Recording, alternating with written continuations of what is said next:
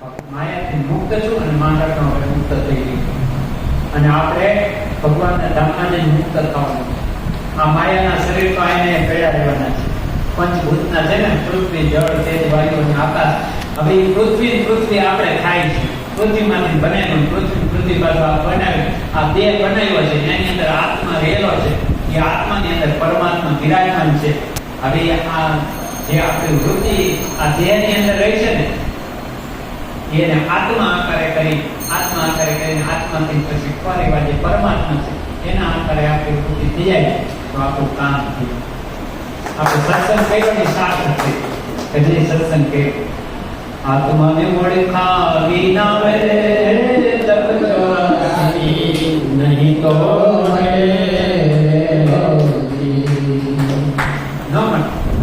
આપણે આપણા સ્વરૂપને ઓળખવાનું. હું કોણ છું, હું ક્યાંથી આવ્યો છું, અત્યારે હું ક્યાં છું અને પછી ક્યાં જવાનું, આ તો આપણને ખબર હોવી જોઈએ. આપણે આપણા સ્વરૂપની તો આપણને ખબર હોવી જોઈએ. આ તો બધું સ્વપ્ન તુલ્ય છે. આ સંસાર કેવો છે? સંસાર સગડો કાળ જોવાનું છે, સ્વપ્ન તુલ્ય છે. ક્યાંય રોવાનું થતું નથી. આપણી આંખ વિચારણી ખુલ્લી આંખનો ખેલ છે. તો કેવો છે? ખુલ્લી આંખનું આ સ્વપ્ન છે. આ સ્વપ્ન ખુલ્લી આંખનું છે. જેમ આપણે ભૂલી જાય છે, બંધ આંખ થઈ જાય છે ને સ્વપ્ન આવે છે ને, સ્વપ્ન કેવું છે? ખોટું છે, સાચું? ખોટું છે. અવાજ થાય ત્યાં કાંઈ ન હોય. સ્વપ્નમાં એ દિલ્હી ગાદી ઉપર બેઠા હોય અને હવાર ત્યાં ખાટલામાં કૂદતા હોય. એમ આપણે આવ્યા ને ત્યારે ખાટલીમાં ઉતારતા, 4 લાકડાના ડંડીકામાં ઉતારતા, જાવું ત્યારે 4 લાકડાના ડંડીકામાં જવાના છે. વચ્ચેનો ગાળો જે છે એ આપણે પરમાત્માની પ્રાપ્તિ કરવા માટે છે. આપણા સ્વરૂપનું જ્ઞાન કરવા અને પરમાત્માના સ્વરૂપનું ઓળખાણ કરવા આ ભગવાને આપણને અવસર સમય કર્યો છે. આપણા જેવા કોઈ ભાગ્યશાળી નથી. આ બ્રહ્માંડમાં આપણા જેવા કોઈ કેવી મોટી પ્રાપ્તિ છે, કેવું આપણને સુખ છે. મહારાજ કે મૂર્તિની શું તાકાત છે એને લઈ શકે, કર્મની શું તાકાત છે એને વૃદ્ધિ કરી શકે, માયાની શું તાકાત છે એની સામે જોઈ શકે. અર્જુને એ કીધું મારો શરણાગત થાય તો હું તારી માયા થકી રક્ષા કરું, નકર ન કરી શકે. ભગવાન ન કરી શકે રક્ષા. કારણ કે આ બધા જીવ હેરાન થાય છે ને, દુઃખી થાય છે ને. શું કામ દુઃખી થાય? તો કે કોઈને ભગવાનનું શરણાગત પણ છે નહીં, કોઈને ભગવાનનો આશરો નથી, કોઈને કુળનો આશરો છે, કોઈને પોતાના બળનો આશરો છે, કોઈને ધનનો આશરો છે, કોઈને રૂપનો બળ છે, કોઈને પોતાની શક્તિનું બળ છે. કાંઈક ને કાંઈક આ હવે સામાન્ય રીતે સોસાયટીની અંદર એક નગર સેવકને કોઈ ઓળખતો હોય ને તો પોતાના કોલર ઊંચા હોય. ખાલી નગર સેવકને ઓળખતો હસ્તી શું આ કોઈ તમારી પાસે હું પોતાની પાસે આપણી ઓળખાણ છે, કામ કાઢ્યો છે કંઈક આપણને કોની ઓળખાણ છે? આ પરમાત્માની ઓળખાણ છે. તારે મને કાળ જોવે ને તોય મને કહી દેજે, કર્મ જોવે ને તોય કહી દેજે, માયા જોવે ને તોય કહી દેજે. જેની આજ્ઞામાં અનંત કોટી બ્રહ્માંડો રહ્યા છે, જેના ધામની અંદર અનંત કોટી બ્રહ્માંડો અણુની સમા ઉડે છે, એની ગણતરી નથી. અને એ પરમાત્માની આપણને ઓળખાણ થઈ ગઈ. ભગવાન આપણી સાથે પ્રેમ કરે, આપણને બોલાવે છે, આપણને સવારમાં જગાડે છે, આપણને કાયમ શિક્ષાપત્રી ખોલો એટલે એમ કહે કે મારા આશ્રિત તો એ આમ કરવું, મારા આશ્રિત તો આમ કરવું, મારા આશ્રિત તો આમ કરવું, મારા આશ્રિત વ્યસન ન રાખવા, મારા આશ્રિત ચોરી ન કરવી, મારા આશ્રિત વ્યભિચાર ન કરવો, મારા આશ્રિત જૂઠું ન રહેવું, મારા આશ્રિત આપઘાત ન કરવો. કેવું કે આમ કરું ના ન કરું, આ કરું ના ન કરું. કાયમ સવારે તમે શિક્ષાપત્રી ખોલો એટલે શિક્ષાપત્રી ભગવાનનું સ્વરૂપ છે એ કાયમ નથી કે આમ નહીં કરો, આમ કરો, આમ નહીં કરો. 5 શ્લોક તમે વાંચો, એમાં 5 શ્લોક કાયમ તમે લેતા જાઓ. કાયમ આપણું જીવન જીવે વધતું, ક્યારે આપણું જીવન ફંટાય નહીં. એટલે સત્સંગ નહોતો મળ્યો ભરતજીને કોઈ કહેવા વાળું નહોતું. ભગવાનના દીકરા હતા છતાંય એને મૃગલીના પેટે જન્મ કર્મ બંધાઈ ગયું. આકાર વૃત્તિ થઈ ગઈ ને તો મૃગલીના પેટે એને જન્મ લેવો પડ્યો. પણ એક એને જ્ઞાન એમ મળ્યું. શું રહ્યું? જ્ઞાન. ઓહો, મેં શું કર્યું? મેં બહુ મોટી ભૂલ કરી નાખી. ભગવાનને પામી જવા માટે મેં મહેનત કરી હતી કે અત્યારે આ મૃગલીના બચ્ચામાં બંધાઈ ગયો તો મૃગલીના પેટે મારે જન્મ લેવો પડ્યો. એ જ્ઞાનનો અક્ષરમાં પશ્ચાતાપ કરતા ભગવાનને પ્રાર્થના કરી પાછા જળ વરસ થયા ત્રીજા જન્મ. અને પછી તો સંસાર વ્યવહારમાં જીત દીધું જ નહીં. ગાંડાની પેટે બેઠા જળ ભરત. પાછું નામ પડ્યું ભરત. વિચાર કરો કે આ ભારત વર્ષનું નામ એના નામ ઉપરથી પડ્યું. ઋષભદેવના પુત્ર હતા. આ ભારત દેશનું નામ શું હતું? કોને ખબર છે? કયો છે? અજનામત ખંડ દેશ હતો. એની ઉપર ભારત, એવો ભારત દેશનો રાજા ભરત. હવે એને ભગવાનનો દીકરો, આપણે કઈ એવા ભગવાનના દીકરા ખરા? એવું કઈ રાજ 10x10 ની ઓરડી હોય તોય બંધાઈ જાય. આપણે કોઈ છોડી ન શકે. કોઈ આપણે કહે ને કઈ થોડોક ત્યાગ કરો કે સ્વામી હમણાં તો સિઝન છે, કા સિઝન કા મંદી, પણ હડપેટમાં તો એ કઈ આવે જ નહીં. મંદી હોય તો ત્યાં ધ્યાન દેવું પડે, સિઝન હોય તો ધ્યાન દેવું પડે. તો ભગવાનને પણ શું કહે? સિઝન હોય તો ભલે ઓફ સિઝન હોય તો ભલે પરમાત્માને પામવા માટે મારે મહેનત તો કરવી પડશે. એટલે તમે આટલા છો ને તો ઘણા આટલા છો આટલા તો સમજ્યા, આટલા તો આપણે પામી ગયા ભગવાનને, ભગવાનના સુખને. બહુ દયા છે ભગવાનની આપણી. એટલે બ્રહ્માનંદ સ્વામીએ એક કીર્તન લખ્યું છે, કાયમી માટે આપણને યાદ કરાવે છે. પણ એ કેવી રીતે કરવું, શું કરવું અને કેમ કરવું એના માટે છે. તો કીર્તન પૂરું કરી અને પછી આપણે બધા કથાને વિરામ આપશું. બરાબર? સંત સમાગમ કીજે હો નિષદિન, સંત સમાગમ કીજે હો નિષદિન, સંત સમાગમ કીજે હો, संत समागम कीजे। मानस जी संतन के मुख से, मानस जी संतन के मुख से, मानस जी संतन के मुख से, मानस प्रेम सुधारस कीजे हो निषदिन, प्रेम सुधारस कीजे हो निषदिन, संत समागम कीजे। कपट नेत्र के अपना, अंतर कपट नेत्र के अपना,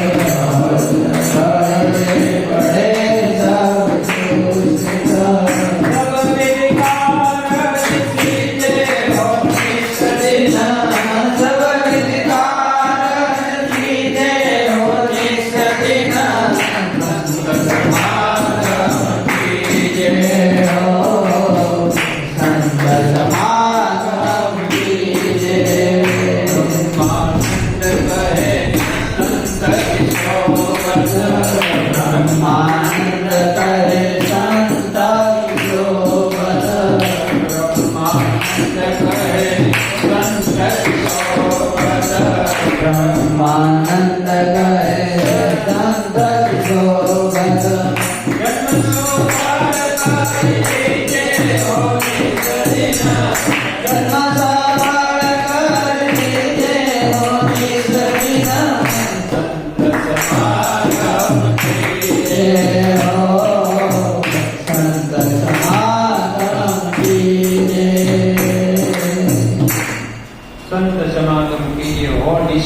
સંત સમાગમ નિષ્દિન નિશ લાલ દિવસ અત્યારે આપણે સત્સંગ કર્યો કાલ દિવસ એનો મનન વ્યાસ એ દિવસનો પણ સત્સંગ થયો. નિષ્દિન સંત સમાગમ કીએ માન તજી સંતન કે મુક્ષે પ્રેમ સુધાર આપણા અનંત પ્રકારના માન હોય એની અંદર અહંકારને લઈને આખી દુનિયા આવે છે. કોઈ અહંકાર વિનાનું છે, અહંકાર વિના ટકી જ નથી. કોઈને કાંઈક ને કાંઈક આધ્યાત્મિક અહંકાર છે. હું જ્ઞાની છું, હું જ્ઞાની છું, હું બહુ સમજુ છું, હું ભક્તિ વાળો છું, હું ધર્મ વાળો છું, કાંઈક ને કાંઈક એને એનું અભિમાન છે. એની ઉપરથી આ દુનિયા ચાલે છે. એક અહંકાર છેલ્લો અહંકાર છે. બધું ત્યાગ કરો ને. ભગવાન ગીતામાંથી જ્ઞાની કોણ? કોઈ પ્રકારનો અહંકાર ન હોય જ્ઞાની. એટલે એ જે માન છે, માનનો ત્યાગ કરીને સત્સંગ કરે. અહંકારનો ત્યાગ માન તજી સંતન કે મુક્ષે પ્રેમ સુધાર અંતર કપટ મીટ કે અપના લેવ ઉनको પણ કોઈ પ્રકારનું ભગવાનના ભક્તોની સાથે ભગવાનના સંતોની સાથે કપટ રાખે ને તો ત્યારે ગુણા ગુણ આવે. અયોધ્યા પ્રસાદી મહારાજ લખ્યું ને કે કપટી ન કરે મહારાજ, કપટી ન કરે મહારાજ શરણે આયે સબહી.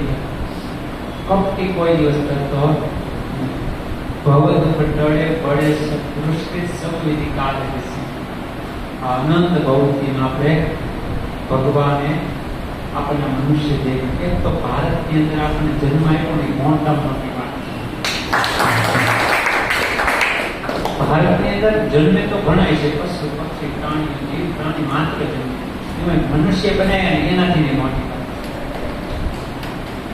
ભાગવતની અંદર દુર્લભમાં દુર્લભ હોય ને તો મનુષ્ય દે છે. શું છે? બાકી તો આપણને પાડો બકરો બનાવી નાખ્યો તો એ જલ્દી પૂરું થઈ જતા. હે પાડો બકરો બનાવી નાખ્યો તો ઈદ નદી પૂરું થઈ.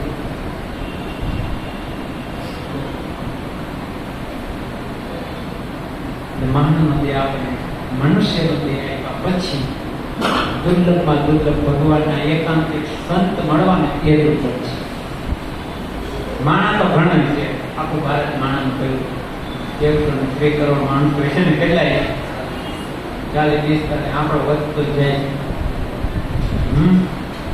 એટલા માણસોની અંદર આપણને આ સત્સંગ મળવાની એ દુર્લભ છે. સત્સંગ મળ્યા પછી ભગવાનના એકાંતિક સંત મળવાને એ દુર્લભ છે. તો સત્સંગ મળી ગયો ને એકાંતિક સંતો પણ મળી ગયા.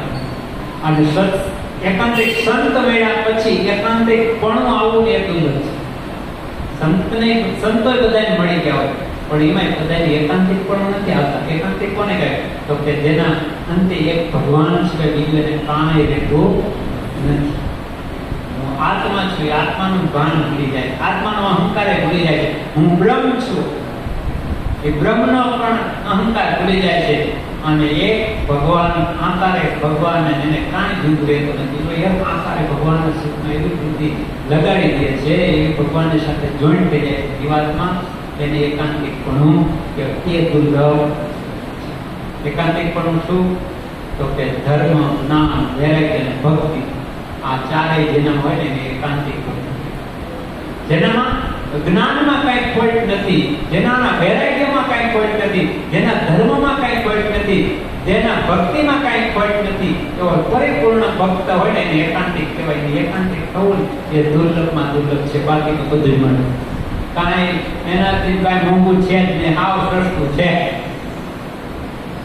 વાત બહુ મળવી બહુ સુંદર એ વાત આપણને મળી ગઈ. માટે આપણને તો ભગવાનની બહુ મોટી કૃપા છે કે જેના માધ્યમથી આપણે શીખ્યા છીએ. આને કાળ કર્મ અને માયા શું કહે છે? જેને ભગવાન સાથે કરતી લાગી ગઈ છે એને માયા શું કરે? માયા વિચારી ભક્તોની આગળ શું કરે? માયા વિચારી એની દાસી છે. અષ્ટ સિદ્ધિ નવ વિધિઓ તો બધી એની દાસી છે. મુક્તિ તો એની દાસી છે. મુક્તિ મળે કે ના મળે, મારે સેવા મારી કરવી છે. મેવા મળે કે ના મળે, મારી ભક્તિ તમારી કરવી છે. યુવાન સાચો અવળતાના પર્વતને ઓળંગી જાય, સાહસના સત્વારે તો સાગરને પણ કૂદી જાય. હું સ્વાધ્યાયમાં જાતો. શું નામ તમારું? હા ભાઈ અશ્વિનભાઈ. હું સ્વાધ્યાયમાં જાતો. દાદા હતા ને ત્યારે એક સૂત્ર, યુવાન સાચો અવળતાના પર્વતને ઓળંગી જાય, સાહસના સત્વારે એ તો સાગરને પણ કૂદી જાય. તો એની ઉપરથી હું પણ ગાતો. સત્સંગી સાચો અવળતાના દેશકાળને ઓળંગી જાય, સંતોના સત્વારે એ તો અક્ષરને પણ પામી જાય.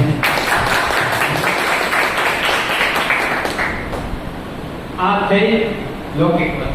પણ આધ્યાત્મિક સાચા સંતનો સમાન મળે એ ભગવાનના ધામને સેજે સેજે પામી જતો હોય.